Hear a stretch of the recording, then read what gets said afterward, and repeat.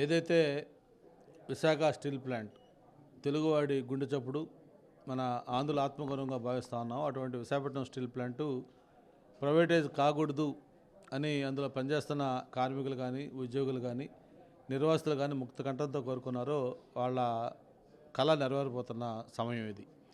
మరి ఎవరు ఊహించిన విధంగా 11,500 కోట్లు రివైవల్ ప్యాకేజీ ఈరోజు కేంద్ర ప్రభుత్వం అనౌన్స్ చేయటం, మరి దానికి ప్రధానంగా చంద్రబాబు నాయుడు గారు కానీ, పవన్ కళ్యాణ్ గారు కానీ, మన రాష్ట్రానికి సంబంధించిన ఎంపీలు కానీ చేసిన కృషి అని చెప్పక తప్పదు. ఈ ప్రభుత్వం వచ్చిన వెంటనే స్టీల్ మినిస్టర్ని కూడా విశాఖపట్నం స్టీల్ ప్లాంట్ రప్పించి ఆయనతో ఒక స్పష్టమైన ప్రకటన కూడా చేయించిన విషయం మనకు గుర్తుంది. అలాగే ఏదైతే విజయనగరంలో ఉన్న మ్యాంగనీస్ గన్లు కూడా ఎక్స్టెన్షన్ చేయడం లీజు మనం చూసాం. అంతేకాకుండా ఈరోజు ఒక స్పెషల్ ప్యాకేజ్ కూడా ఇచ్చారు. ఇవన్నీ చూసిన తర్వాత ఇక స్టీల్ ప్లాంట్ అనేది మనం కోరుకున్న విధంగా ఎట్టి ప్లేస్లో కూడా ప్రైవేటైజ్ కాకుండా ఉంటుందని భావిస్తూ ఉన్నాం. అందుకే ఈరోజు మొత్తం కూటమి నాయకులందరూ కూడా ఒక పండగ వాతావరణంలో దీన్ని సెలబ్రేట్ చేసుకొని బాణసంచా కాల్చి వాళ్ళ ఆనందాన్ని పంచుకోవడం జరిగింది.